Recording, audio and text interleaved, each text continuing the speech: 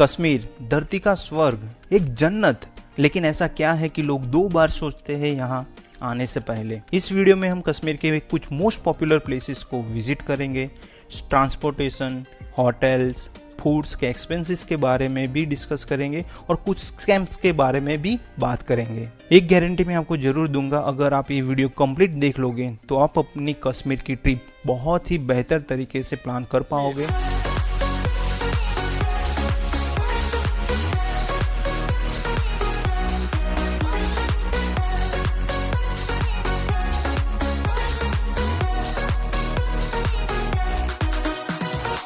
अगर आपने कश्मीर सीरीज़ के मेरे सारे वीडियोस देखे होंगे तो आपको पता ही होगा कि हमने कश्मीर एक पैकेज थ्रू ट्रैवलिंग किया था, जिसके बारे में हम बाद में बात करेंगे। लेकिन हमारा पैकेज 6 नाइट एंड 7 डेज का था और हमने एक दिन एक्स्ट्रा भी ऐड करवाया था हमारे हिसाब से ट्रैवलिंग करने के लिए, जिसकी वजह से हम ये जान पाए कि एक दिन का कितना एक्सपेंस हो सकता है और हम कैसे मैनेज कर पाते हैं।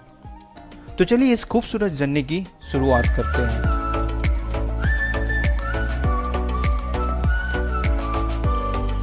First week of June 2022 Ahmedabad से बाय राजधानी एक्सप्रेस हम दिल्ली पहुंचे, जिसकी टिकट पर पर्सन करीबन 2400 रुपये थी। दिल्ली से मेट्रो थ्रू एयरपोर्ट टर्मिनल 3 पहुंचे, जिसकी टिकट 60 रुपीज़ थी। दिल्ली से 4 बजे हमारी एयर एशिया की फ़्लाइट थी, जिसने हमें 1.5 घंटे में श्रीनगर एयरपोर्ट पहुंचा दिया था। फ़्लाइट की टिकट करीबन 5500 रुपीज़ के आसपास थी। अगर आप दिल्ली से श्रीनगर बाय ट्रेन जाना चाहते हो तो आपको दिल्ली से पहले जम्मू तवी और वहां से बनिहाल जाना पड़ेगा और बाद में आप पब्लिक प्राइवेट ट्रांसपोर्ट यूज़ करके श्रीनगर पहुंच सकते हो। दिल्ली से श्रीनगर की बस भी एवरीडे चलती है, जिसका चार्ज ऑलमोस्ट 2000 या 2200 रुपये के आसपास होता है, जिसमें 20 घंटे का टाइम लग सकता है। श्रीनगर में डल लेक के आसपास बहुत सारी होटल्स अवेलेबल है, जिसमें अच्छी होटल आपको 2000 या 2500 के आसपास जरूर मिल जाएगी।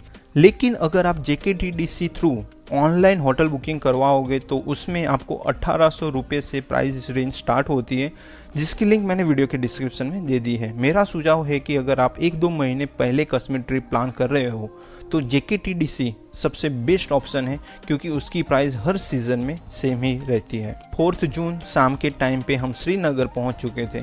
डल लेक के घाट नंबर 6 के सामने हमारी होटल सनशाइन, जो हमारे पैकेज के अकॉर्डिंग अच्छी नहीं थी, हमें रूम की क्वालिटी बिल्कुल पसंद नहीं आई। बाद में डिनर के लिए हमें दूसरी होटल जाना पड़ता था, जो बहुत ही बड़ा सदमा था हमारे लिए। लेकिन ये तो होना ही था, हमने अजय मोदी का जो पैकेज बुक करवाया था वहाँ पर भी थोड़े बहुत प्रॉब्लम हुए, लेकिन वो सब मैं यहाँ बात नहीं करना चाहता, क्योंकि इतनी खूबसूरत जगह पर हम अच्छी बात करते हुए कश्मीर की कश्मीरियत को एंजॉय करेंगे। नेक्स्ट डे 5 जून को हम ब्रेकफास्ट करने के बाद गुलमर्ग जाने के लिए निकल चुके थे। कैब का अरेंजमेंट हमारे पैकेज थ्रू ही था, ऐसे भी फैमिली के साथ ट्रैवल कर रहे थे और ज़्यादा स्ट्रगल ना करना पड़े, इसीलिए हमने पैकेज बुक करवाया था। श्रीनगर से गुलमर्ग का डिस्टेंस करीबन 50 किलोमीटर है, जिसमें 1.5 घंटे जितना टाइम लग सकता है। गुलमर्ग जाते हुए रास्ते में टंगमर्ग से पहले 5 मिनट का हमने ब्रेक लिया फोटोग्राफी के लिए, और यहाँ से हमने कुछ बहुत ही खूबसूरत नज़ारे को एंजॉय किया। टंगमर्ग में आपको स्नो एक्टिविटी के इक्विपमेंट लेने के लिए फोर्स किया जाएगा, जैसे कि गन, शूज, जैकेट एक्सेट्रा। लेकिन अगर आप समर में ट्रैवलिंग कर रहे हो तो मेरे हिसाब से उसकी कोई ज़रूरत नहीं। गुलमर्ग में टैक्सी स्टैंड पर आपको छोड़ा जाएगा, वहाँ से सिर्फ 10 से 15 मिनट का वॉकिंग डिस्टेंस है गोंडोला के लिए। अगर आप हॉर्स राइड थ्रू फेज 1 जाना चाहते हो तो आपको बहुत सारी बार्गेनिंग करनी पड़ेगी। आपको 2000 या 3000 भी कहेंगे, लेकिन आपको 500 रुपये के आसपास ही बार्गेनिंग करनी है। गुलमर्ग में गोंडोला राइड की टिकट बुक आपको एटलीस्ट 1 मंथ पहले ऑनलाइन करवा लेनी चाहिए, क्योंकि बाद में शायद ऐसा भी हो सकता है कि आपको टिकट ना भी मिले। गोंडोला टिकट बुकिंग लिंक मैंने वीडियो के डिस्क्रिप्शन में दे दी है। गोंडोला राइड के लिए बहुत ही भीड़ होती है, तो आपको जितना जल्दी हो सके यहाँ पहुँच जाना चाहिए। अगर आप सुबह 9 बजे से पहले यहाँ पहुँच जाते हो तो आप ज़्यादा एंजॉय कर पाओगे। गोंडोला राइड करते हुए हम फेज 1 पहुँच चुके थे, वहाँ हमने काफ़ी एंजॉय किया, बहुत सारी फोटोग्राफी भी की। हमारी फेज 2 की टिकट नहीं हुई थी, और वैसे भी हमारे पास छोटे बच्चे थे तो हम फेज 2 जा ही नहीं पाते। बाद में हम वापस गुलमर्ग आके यहाँ जो शिव टेम्पल है वो विजिट किया और शाम को वापस श्रीनगर पहुँच गए। नेक्स्ट डे 6 जून को ब्रेकफास्ट करने के बाद हम पहलगाम जाने के लिए निकल चुके थे। वैसे तो श्रीनगर से पहलगाम का डिस्टेंस करीबन 90 किलोमीटर है, जिसमें 2.5 से 3 घंटे जितना टाइम लग सकता है। रास्ते में हमने केसर और ड्राई फ्रूट्स की एक शॉप भी विजिट की, एप्पल फार्म भी विजिट किया और दोपहर तक पहलगाम में जो हमारी होटल थी गुड लक, वहाँ पहुँच चुके थे। वहाँ लंच किया, लेकिन यहाँ पर भी खाना खाने के लिए हमें दूसरी होटल जाना पड़ता था। सच में बहुत ही बेकार पैकेज था हमारा। और बाद में बाइसरन वैली जाने के लिए हम आगे बढ़े। बाइसरन वैली आप हॉर्स राइड करते हुए भी जा सकते हो या ट्रैकिंग करते हुए भी जा सकते हो। हमारे ग्रुप के मेंबर ने पोनी राइड की थी जिसकी प्राइस पर पर्सन 800 रुपीज़ थी, लेकिन वो बहुत ही ज़्यादा थी। आप जरूर नेगोशिएशन करना, 500 के रुपीज़ के आसपास आपको पोनी राइड जरूर मिल जाएगी। लेकिन मैं अकेला ट्रैकिंग करते हुए आगे बढ़ा और बहुत सारा एंजॉय करते हुए मिनी स्विट्जरलैंड मतलब बाइसरन वैली पहुंच चुका था, जिसमें मुझे करीबन 1 घंटे जितना टाइम लगा था। अगर आप हॉर्स राइड करके बाइसरन वैली आओगे तो आपको सिर्फ 1 घंटे जितना टाइम ही स्पेंड करने को मिलेगा, लेकिन आप ट्रैकिंग करके आओगे तो आप अनलिमिटेड टाइम स्पेंड कर सकते हो। तो आप जब पोनी राइड करो तो ये बात जरूर क्लैरिफाई कर लेना कि आपको बाइसरन वैली में कितना टाइम स्पेंड करने को मिलेगा।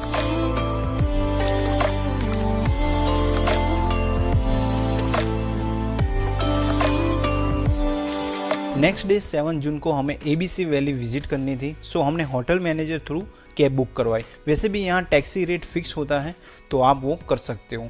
तो सबसे पहले हम पहुँच गए बेताब वैली, जहाँ एंट्री टिकट पर पर्सन 100 रुपीज़ है। बेताब वैली सच में बहुत ही खूबसूरत जगह है। बेताब वैली पहले हाजन वैली या हागन वैली के नाम से जानी जाती थी, लेकिन जब सनी देओल और अमृता सिंह की मूवी बेताब के बाद लोग इसे बेताब वैली के नाम से जानने लगे। यहाँ करीबन 1 घंटे जितना टाइम स्पेंड करने के बाद हम आगे बढ़े चंदनवाड़ी की ओर। चंदनवाड़ी पवित्र अमरनाथ धाम यात्रा के लिए बेस कैंप है और यहाँ से अमरनाथ केव का डिस्टेंस करीबन 32 किलोमीटर है। यहाँ पर एक ग्लेशियर है जो टूरिस्ट विजिट करने आते हैं। अगर आप इस जगह के बारे में और भी कुछ जानना चाहते हो तो मेरे कश्मीर सीरीज देख सकते हो। लास्ट में हमने विजिट किया आरू वैली। वैसे तो यहाँ बहुत सारे प्लेसेस है विजिट करने के लिए, लेकिन जिस टैक्सी में हम आए थे उसमें 1 घंटे का टाइम लिमिट था। तो मेरे हिसाब से अगर आप पूरे दिन का टैक्सी बुक करवाओगे तो आपको अच्छा रहेगा और सारे प्लेसेस आप बहुत ही आसानी से अच्छी तरह से विजिट कर पाओगे। सच कहूँ तो आरू वैली आपके दिल जीत लेगी, एक ऐसी खूबसूरत जगह है।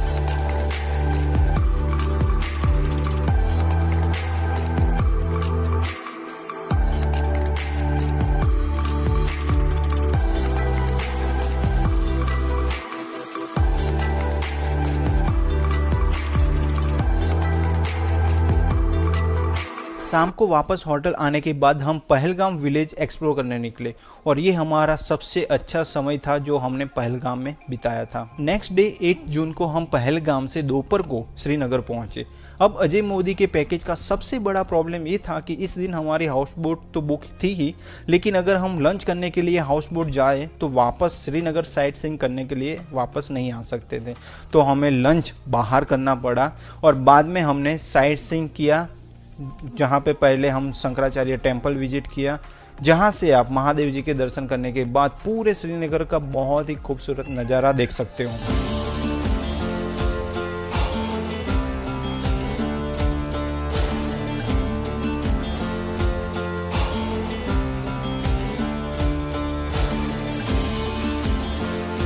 बाद में हम पहुंचे निषाद गार्डन विजिट करने, लेकिन उससे पहले हमने यहाँ पे जो शॉपिंग कॉम्प्लेक्स है वो विजिट किया, वहाँ थोड़ी शॉपिंग की और बाद में निषाद गार्डन विजिट किया, जिसकी एंट्री टिकट पर पर्सन 24 रुपीज़ थी।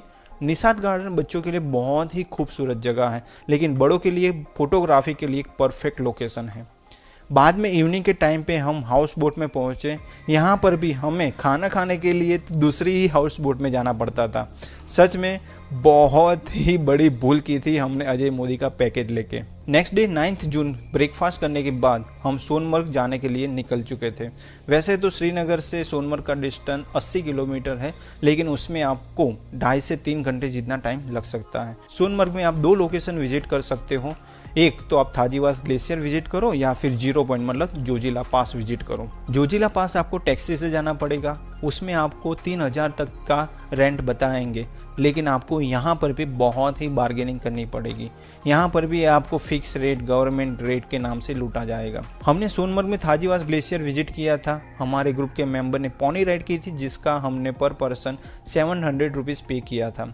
मैं अकेला ट्रैकिंग करते हुए सिर्फ 1 घंटे में थाजीवास ग्लेशियर पहुँच चुका था। करना। सोनमर्ग में अगर आपके पास समय हो और आप ट्रैकिंग करने के लिए कैपेबल हो तो आपको चलते हुए ही जाना चाहिए। आपके रास्ते में इतने सारे खूबसूरत नज़ारे आएंगे कि आप वही देख के खुश हो जाओगे। तो वहाँ पे ट्रैकिंग जरूर करना।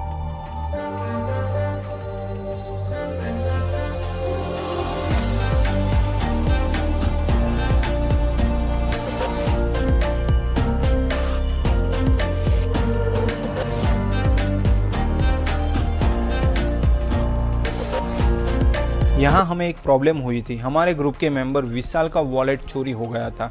हमने पुलिस और लोकल की हेल्प से काफ़ी समय तक यहाँ वहाँ ढूंढते रहे, लेकिन बहुत प्रयास किया लेकिन नो रिजल्ट।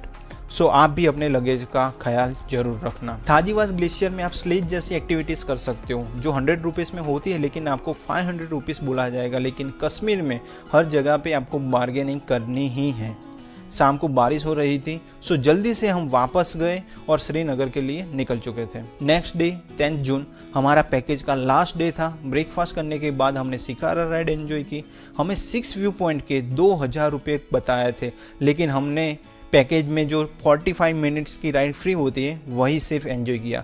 बाद में थोड़ी इंक्वायरी करते हुए हमें पता चला कि 7 व्यू पॉइंट्स शिकारा राइड के 300 से 500 रुपीज़ में भी आप एंजॉय कर सकते हो। कश्मीर में लूटने वाले तो आपको हर जगह मिल ही जाएंगे, लेकिन हमारे पैकेज वाले अजय मोदी के एजेंट भी लूटने में कुछ कमी नहीं रख रहे थे। 12 बजे हाउस बोट से हमारा चेकआउट था, तो डल लेक के सामने जो बहुत सारी होटल्स हैं वहाँ पे हमने इंक्वायरी की। 2000 तक हमें अच्छी होटल्स भी मिल रही थी, लेकिन फैमिली के साथ में हम ट्रैवल कर रहे, इस वजह से हमने घाट नंबर 10 के सामने जो शाह अब्बास होटल है वहाँ पे 3500 में रूम बुक की।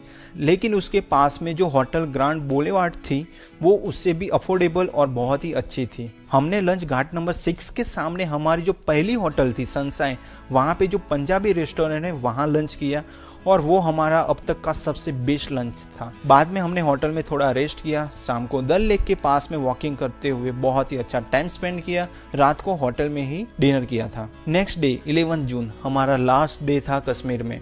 पास वाली होटल ग्रांड बोलेवार्ड में हमने ब्रेकफास्ट किया जो अफोर्डेबल और बहुत ही टेस्टी था। बाद में हमने कैब बुक करवाई और हम श्रीनगर एयरपोर्ट पहुंच गए। आई होप आपको इस वीडियो में वो सारी जानकारी मिली होगी जिसकी मदद से आप अपनी कश्मीर ट्रिप को और भी बेहतर तरीके से प्लान कर पाओगे। अगर आपके पास और भी कुछ क्वेश्चन है तो वो आप मुझे कमेंट सेक्शन में बता सकते हो या फिर इंस्टाग्राम में पूछ सकते हो। तो चलिए मिलते हैं एक और नए वीडियो में एक और नई खूबसूरत जगह के साथ। तब तक अपना ख्याल रखिए and save nature, save water, take care, bye.